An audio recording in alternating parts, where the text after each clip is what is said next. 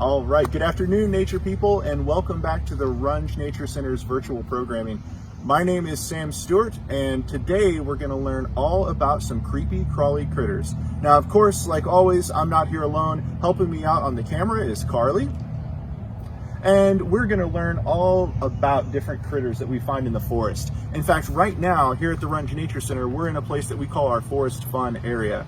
It's about 1 o'clock in the afternoon, the light's coming through the trees, and it's absolutely beautiful. So this is a place that we love to come and explore, because as the weather heats up, I bet you've noticed some creepy crawly critters around you. Bugs have been coming out. Today we're going to talk all about bugs, and we're going to learn a little bit more about their microscopic world. In fact, I think once you know a little bit more about their small world, you'll understand that bugs are fascinating, unique, and they're vital for our survival. So let's jump right in. What is a bug? You know, that could refer to a whole lot of different animals. And so if we want to be scientific about it, we're going to have to break it down a little bit more. First, let's learn a new word. If you've heard the word insect before, you're doing great, because insects are a huge group of animals, but they're a little bit different than just saying bug. A bug could refer to a lot of different things. An insect is specific. Insects have a few different special traits that make them insects. Let's find out what they are. Here's one I bet you recognize. We're going to use a nice big puppet for this demonstration because this works really well in learning about the different traits that insects have. Now, generally, insects will have 3 parts: the head, the thorax, and the abdomen. Insects will have eyes. Sometimes they're simple, sometimes they're compound. Insects will have antennae, and often insects will have wings. You can see this bee here has 2 sets of wings, so 4 total wings. 1, 2, 3, 4, just like that. Another really important part of being an insect is having a certain number of legs. We see on this bee right here, if we were to count the legs on here, we've got 1, 2, 3, 4, 5, 6. If it has 6 legs, it's an insect. So that's a really great way, if you're catching insects in your backyard, looking for other bugs too, you can distinguish which ones are insects and which ones are bugs just by counting the number of legs. So all of those different traits make up the different animals that are insects. And I bet you could recognize some insects as well. I bet you knew the bee, but what about this insect? Are you familiar with the butterfly? Hopefully a little bit later we'll see some butterflies. Maybe we'll even catch one too if one comes by. Insects can be tricky though. As we learn more about them, their life cycles and the way their bodies are built can be kind of strange at first glance.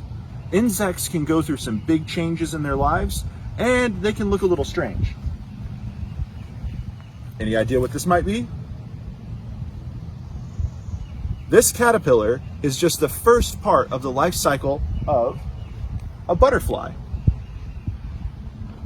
That big change that an insect goes through is oftentimes called metamorphosis. So that can be a really big word for the day. Metamorphosis means that you go through a huge change in your life.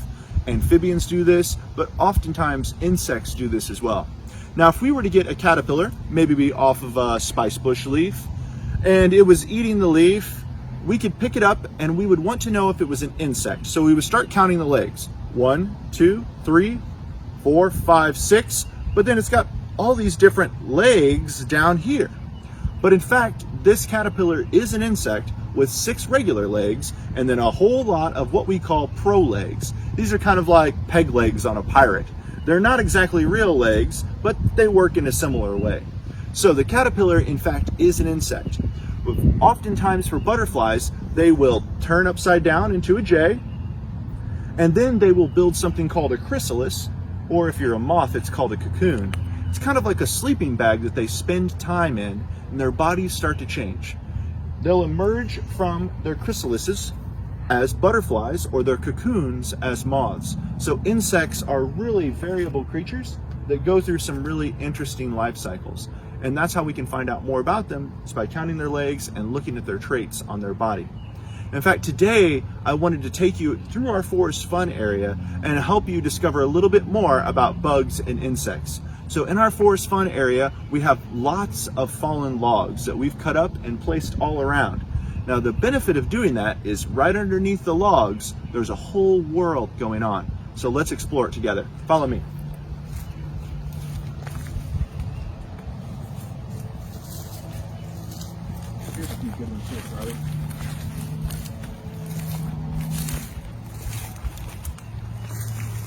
Right over here, you can see that these logs are starting to fall apart. They're not looking like a tree that just fell in the forest, but there's a whole bunch of activity going on underneath here. Now, to flip over a log and find an insect, it's really easy to do. But if you want to look at them a little bit closer or hold on to them for a little while, you might need a couple pieces of equipment. Let me grab them.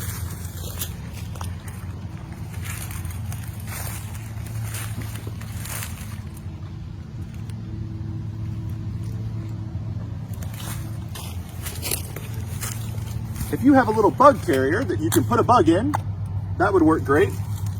And if you have a magnifying glass, that can help you look at an insect a little bit more closely. When we come up to a log like this in the forest, we want to make sure that we're being safe. So the first thing we're going to do is kind of look around the log, make sure there aren't any critters that we don't want to get too close to. And then how we flip over the log can be something that we're concerned with as well. We want to make sure we're doing this in a safe way. So if we flip over the log towards us, if there's something underneath that wants to get away, it can get away from us. If we flip it over away from us, that's something that might try to scurry towards us, and that could be a fright. So we're going to make sure that we flip over this log towards us, so if there's anything underneath it that wants to get away, it can go away from us. Let me show you what I mean. It's really easy.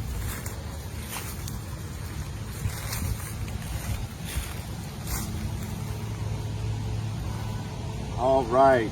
I see a few things in here, Carly, if you want to come down and look. So we can see burrows that insects have been digging through here. And I just saw a worm beneath the soil. You can see how they make the soil into these little balls like this. Insects are great at taking care of the soil. They create spaces in here. That allows for air to go into the soil, which is great for the plants. That allows water to get into the soil, which is also good for the plants. But I don't see any insects in the open here, except for a couple of really small ants. Let's flip over another log and see if we can find something else.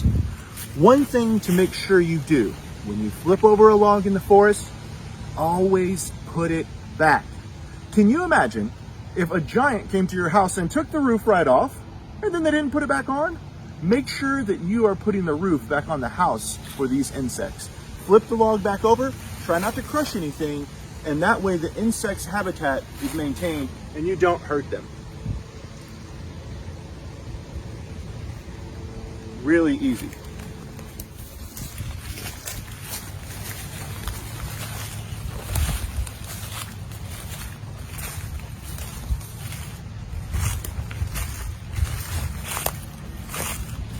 All right, let's turn this one over and see if we can find any more insects.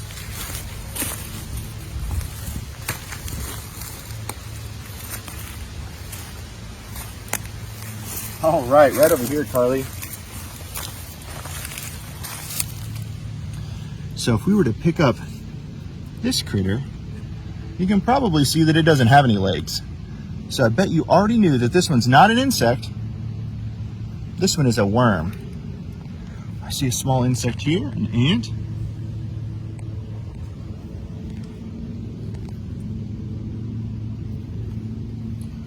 And this one is an insect, but it is the larval stage, the young stage. It's going to become a beetle. So if we were to look down there and count its legs, it would have 6 legs. But it also will go through metamorphosis in its life, and it'll change into a beetle.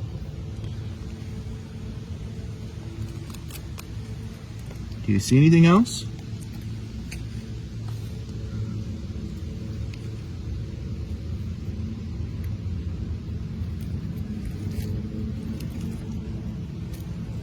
Finding insects under logs is a really great way to explore, and you can find all different kinds of insects underneath these logs. In fact, I found a few earlier that I've kept to show you. But before we do that, I wanted to take just a moment to explain how these insects can be vital to our survival. insects in the wild like this are great decomposers. Now, really, that just means that they break things down. This log used to be a tree standing up in the forest. After a long time, that tree died. It fell over. But then what happens to it next? If nothing decomposed, the tree would just lay in the forest forever and eventually would have big piles of trees. But luckily, insects and fungi, which we can see right here in white, that's like kind of like the roots of a mushroom, do a great job breaking down these trees. And they will break them down into this stuff right here. Soil. Healthy, aerated soil. This stuff is full of nutrients for new plants to start growing, like these Virginia creepers. Decomposing in the forest is super important, but it doesn't just happen with trees. I'm going to put the roof back on this house and show you one more way that decomposers can help us out.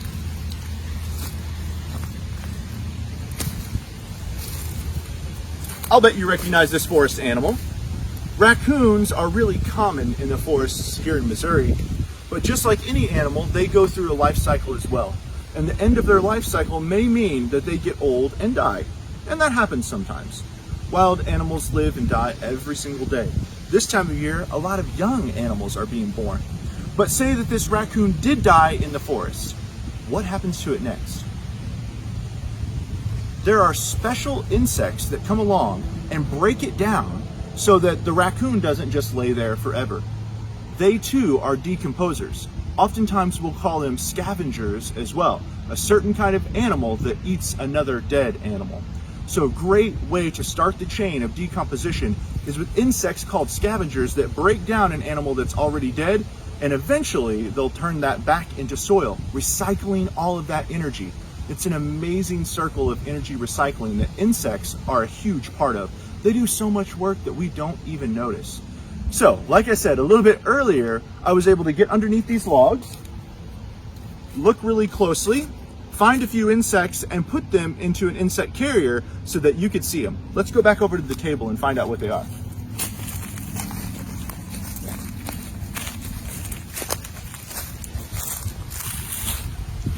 Welcome back. Underneath the log, I took some of this dirt from it and some leaves, and I made sure and put them in this critter carrier right here. If you have something at home, maybe it's an old butter bowl or a piece of Tupperware that you're allowed to use, you can use anything to capture these critters and put them in there. So just make sure that you have a little bit of their environment in there for them. So if we look inside here, we can see a few insects that I caught a little earlier.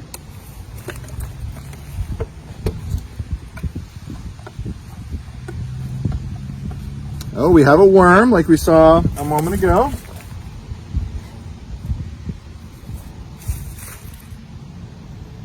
These guys are the unsung heroes of the soil. As they dig through and eat the soil, when they go to the bathroom, they excrete something that has a lot of nutrients in it. It's a great way for the plants to take up that casing that they leave behind. They also create holes in the soil so that that air and that water can get into there. So worms, even though they're not insects, they are really great heroes of the soil. Let's put them back.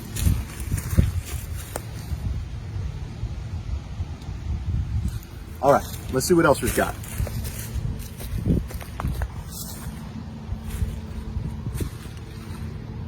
Oh, here is a slimy creature.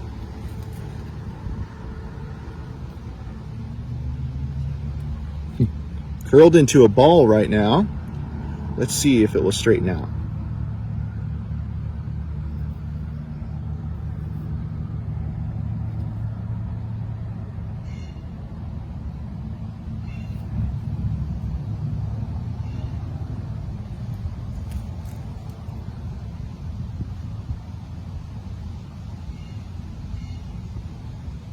Do you recognize it yet?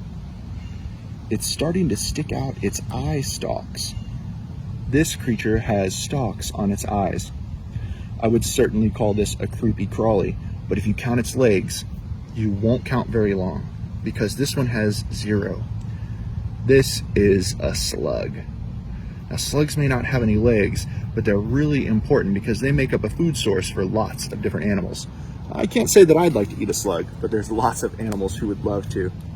In fact, the way the slug works is even though they don't have any feet, they actually have the word foot in their name. They're what we call a gastropod.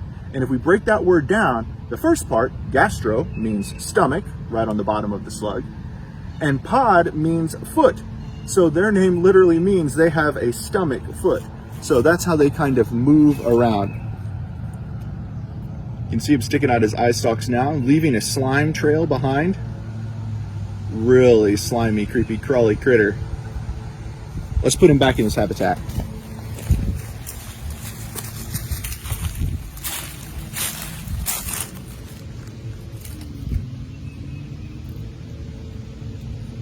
There he goes.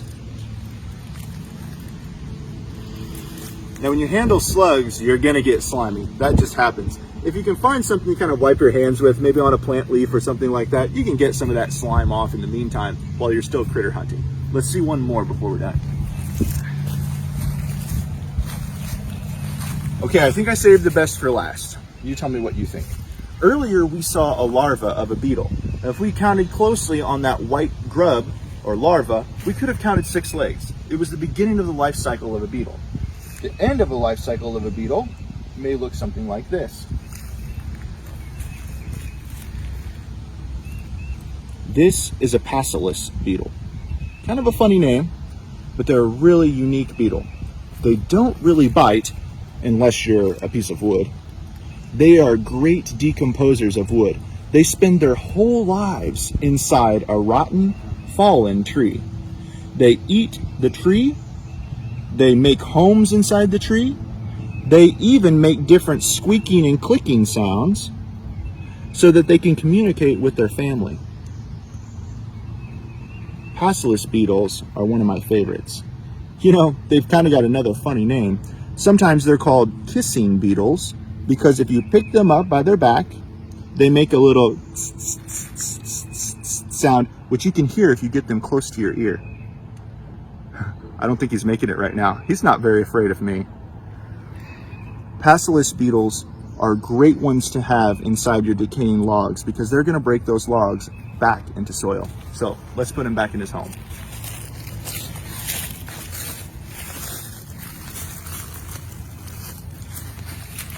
Oh, Carly, look at this. Oh, cool. A whole home full of passerless beetles. They can tell each other, hey, there's wood food here. They can tell each other, hey, this is our house, help me build it. They have all kinds of ways of communicating, which is really rare with insects. Let's put him back in his house. You can actually see one bigger than the other there. This one's probably the female. I'm gonna make sure they get into a low spot right down here, and we'll put their roof back on their house. Really gently.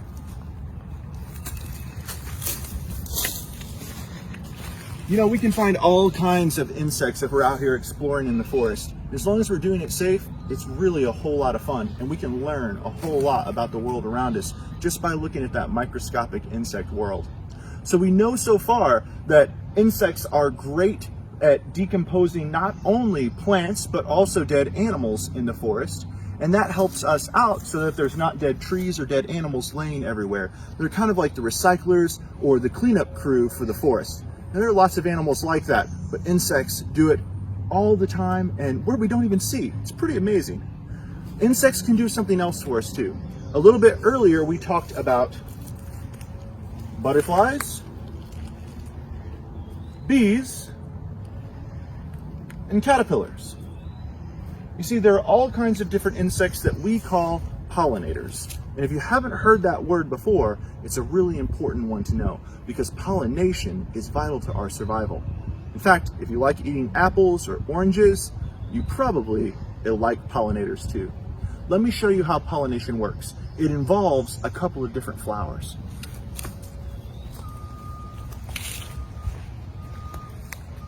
So say there's a butterfly in the forest, and right before we shot this film today, we found a butterfly right here in the forest, a fritillary. This one, in fact, is a monarch, but it'll do for our test right here. Now what happens is pollinators will go to flowers, and in the case of the monarch butterfly, they're coming to a flower to drink with their tongue, with their tongue that's like a straw. So they'll dip it down in there and get some nectar and drink it, and that's how they get energy. But as they do that, they land into something called the pollen in a flower. And the pollen in this purple flower is purple, and it attaches to their body. This happens for bees and butterflies, and you'll find out in just a moment, lots of other insects too. Pretty soon that butterfly flies over to the next flower, it lands on it, it drinks some nectar, but it may leave a piece of pollen behind. Now we can see purple pollen in that yellow flower. Now, if these two flowers aren't the same species, pollination or reproduction cycle of a flower may not occur. But this is happening hundreds and thousands of times every minute, all throughout the forest. Pollination is going on. So eventually, what happens is that some purple pollen from one flower makes it into another purple flower. That's where fertilization occurs for a flower, and their reproduction life cycle starts to take hold. That's how we get new flowers. So pretty cool. Eventually they'll go to seeds, those seeds fall into the ground, and new flowers grow out of the ground. So pollinators do all of that work. In fact, without pollinators, we wouldn't have many of the fruits and vegetables that we love to eat. So if we're looking to be eating fruits and vegetables, we probably want pollinators around. Now, you may have heard butterflies and bees as pollinators, but here's the surprise. They aren't the only insects that are in on the pollination day. Let's take a look. Inside my critter carrier here, I'm hoping that you can see that I not only have a couple of flies, but I even have a wasp in here. There's also a dragonfly in there. Not necessarily a pollinator, but they're a great insect predator, and I'll show you them a little bit closer here in just a moment. Wasps and flies can also be pollinators. So even though wasps may have a sting and flies may be buzzing around you, they have important jobs of pollination as well. All different kinds of insects that have important jobs for our survival. So now let's take a close look at some of the really cool insects that I brought with me today. See if I can get this open and just get the dragonfly.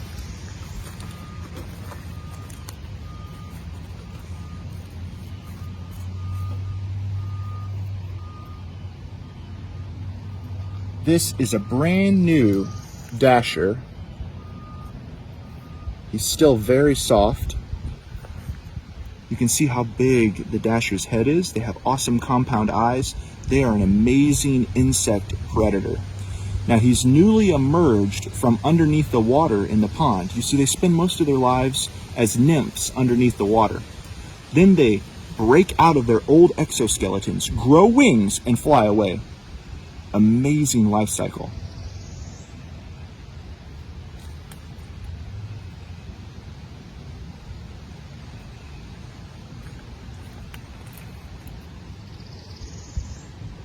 This dragonfly is still drying in the sun.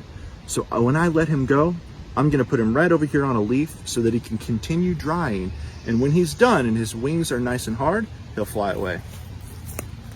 He's cleaning his eyes right now.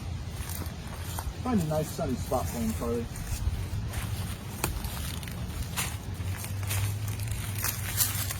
Here's a little Virginia creeper.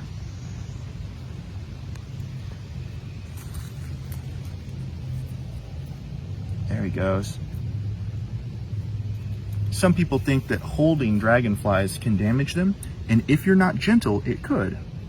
But if you're very gentle, you won't hurt their wings. You notice how I held them back right at the base? That's a great way to handle a dragonfly and not damage its wings. So whenever you're handling insects that are delicate, like dragonflies, damselflies, butterflies, just make sure that you're being really careful and you've looked up how to handle them. If you ever have any questions, you can always call us. Let's take a look at some of the other insects we have.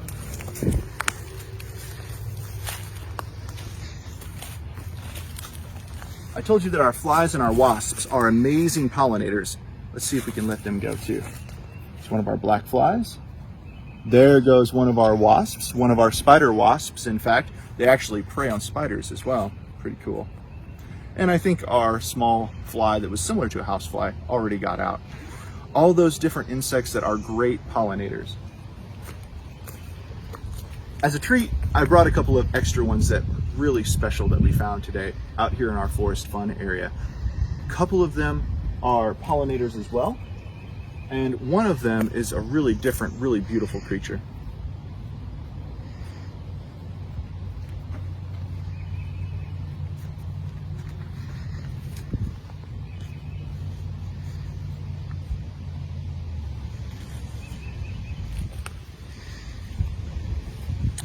This is a skipper. Oh, there he goes. Skipper's kind of like a butterfly, and they're usually kind of brownish. There's so many different kinds of skippers, it's really hard to tell them apart. They're great pollinators just like butterflies. Let's see if I can get this silvery checker spot out of here.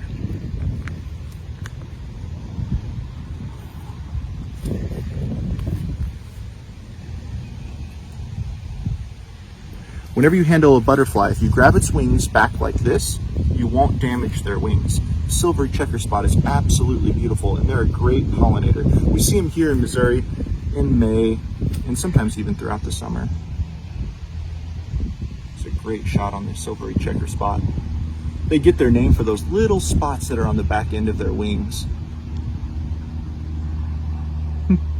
He's even using his little straw tongue to drink some sweat from my finger. We call this puddling, and it gives the butterfly nutrients that they may not be able to get just from drinking nectar from a flower. Pretty amazing little guy. Let's let him go.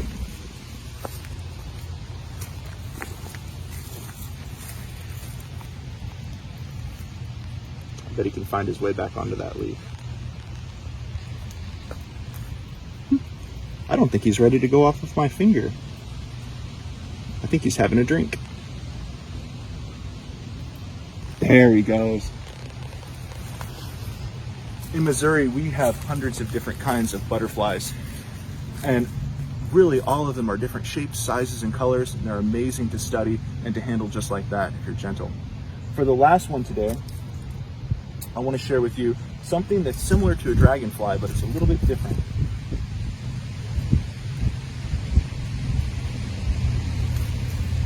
Really get it in the light here. This is an ebony jewel wing. I don't know if you can see the green colors on its head and thorax. An ebony jewel wing, ebony means dark, and it has a jewel right here on its wing. That little white spot. Damselflies are much like dragonflies. They're predators of the sky. They spend the beginning of their life in the water, but damselflies hold their wings up, and dragonflies hold their wings out. Carly's gonna help me with this one.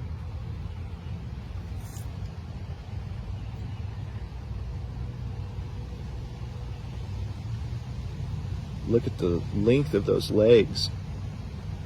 You can see how that would be a great catching basket for damselflies that wanted to catch something to eat. Awesome predators. Looks like it's about to take off. There it goes. Very cool. So thank you all so much for joining me here today, learning all about insects, how they're really fascinating and unique creatures. If you ever have any questions, you can always let us know here at Runge. Just remember that insects, whether they're decomposers in the forest, or scavengers, or pollinators for the flowers that we have, they're vital for our survival. So they're an excellent one to have around. They do all their work, and we don't even have to bother them at all. So insects are a great one. Before we finish up today, I have one more thing I want to mention to you. Here at the Runge Nature Center, we've been trying to think of ways to connect with you. And so we have a really great program that we want to bring to you. It's called our iNaturalist Challenge. Most of us today have smartphones, right? And on our smartphones, oftentimes we have apps. One app that I encourage you to look up if you're a new naturalist is the iNaturalist app. It's 100% free. You can download it to your phone, and what it'll do is allow you to take pictures and create a biodiversity survey, not only for your own backyard, but we have one already going for the Runge Nature Center, where we have thousands of animals and plants that we've categorized from it. So here's your challenge. Take a look at your phone, download the iNaturalist app, come out here to Runge, take 3 pictures of different things that let you know that spring is here. So I'm talking about budding flowers, damselflies, insects, butterflies, whatever you find that means spring to you. Take those pictures and post them to your iNaturalist account. Once you do that, give us a call here at Runge, and we're going to check and see that you've posted those, put them on our biodiversity survey, and then you win an insect catching prize. We just got in some brand new insect nets and we want to share them with you. So make sure that you take our iNaturalist challenge, get out there and explore nature near you. Thanks so much for being here with us today.